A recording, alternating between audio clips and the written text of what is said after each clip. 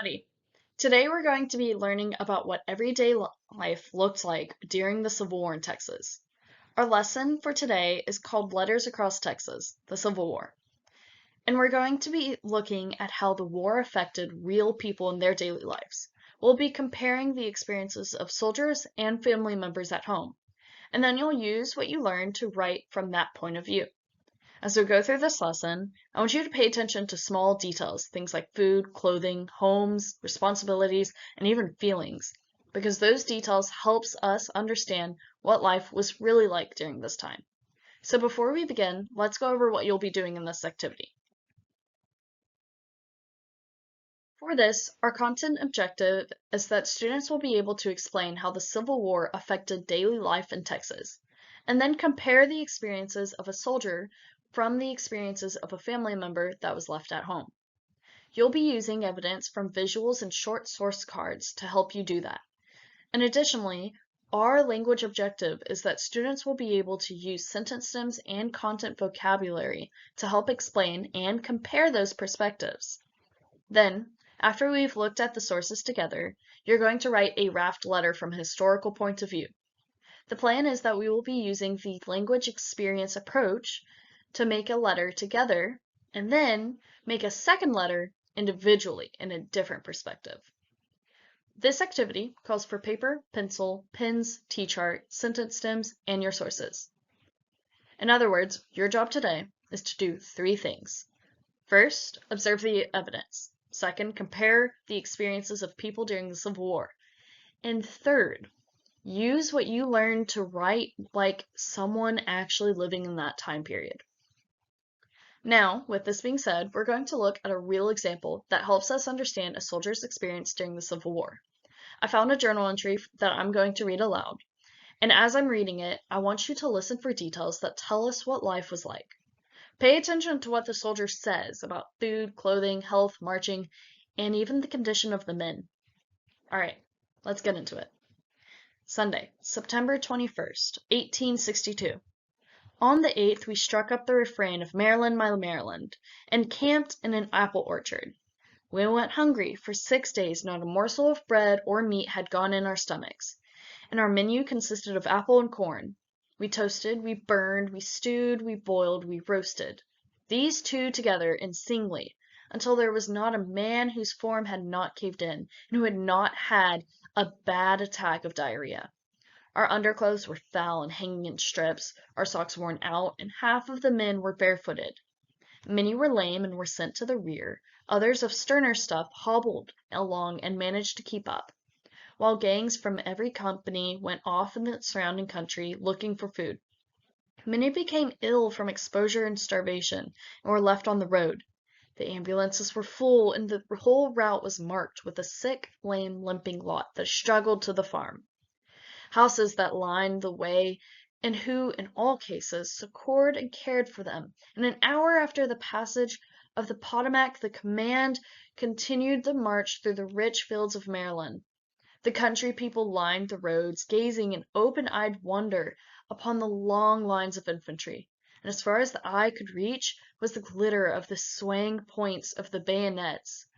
It was the first ragged rebels they had ever seen, and though they did not act either as friends or foes, still they gave liberally, and every haversack was full that day. At least, no houses were entered, no damage was done, and the farmers in the vicinity must have drawn a long breath as they saw how safe their property was in the very midst of the army.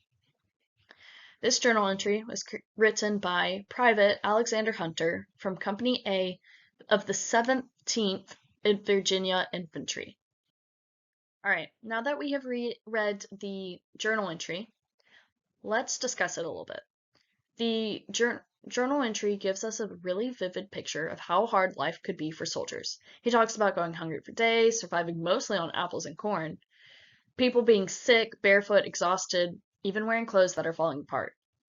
This tells us that being a soldier in the Civil War was not just about fighting in battle. It also meant dealing with a ton of other things, such as hunger, sickness, discomfort, and constant physical strain. Something interesting, though, that the author describes is how the people in Maryland gave food to the soldiers. But in comparison, this shows that the experience of war could depend a lot on where soldiers were and whether the civilians helped them or not. So, using this slide that I have, we're going to now look in comparison to visuals of what families looked like. I have two that is of Civil War itself, but the other three are of families, camps, and other scenes of everyday life for those that was left behind. With this, I want y'all to use y'all's historian brains. Look for the clues that show you what their life was like. What did they cook? What did they do for work? How many children did they have? How did they care for their children? Things like that. What did their lives look like? And also, I want you to get into their brains. What do you think they felt? With this, I want y'all to record the details about both the soldiers' experiences that you've read on one side of this T-chart, and on the other side of the T-chart, I want you to record details about the family members at home. Your goal is to compare the two perspectives using the evidence you've seen and heard today. And I don't want answers that are too vague, like it was hard.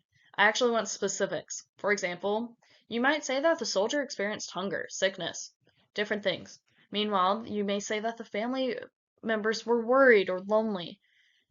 Both were affected by this war, but in different ways. And so once you have finished comparing the two perspectives, we're going to move into the writing part of this lesson. Together, we're going to write a raft letter, which means you will write from a historical point of view, and your role through this is to be a soldier. We are going, together, create a letter as a soldier to a family member back home. Your audience could be a parent, a sibling, an aunt, or even a friend. And I'm going to provide a little example, and we're going to work together to format this letter. The topic is what life was like during the Civil War. And we're going to use the evidence from the visuals and source cards and the journal entry that we read aloud to think about what that person would mention and to talk about it. Alrighty, we've already kind of discussed a little bit about what a letter looks like, but I have still provided this example just so that you know how to structure things. And so as we go through our individual letter as a family member, we are going to use the evidence in our body paragraph, but also write to the soldier that's at war. We are going into the minds of a family member that was left behind. And I want you to discuss, using the evidence we have already found, how they would feel, what they're asking about their family member that's in the war right now, and just discuss their daily life using the facts. Now let's go ahead.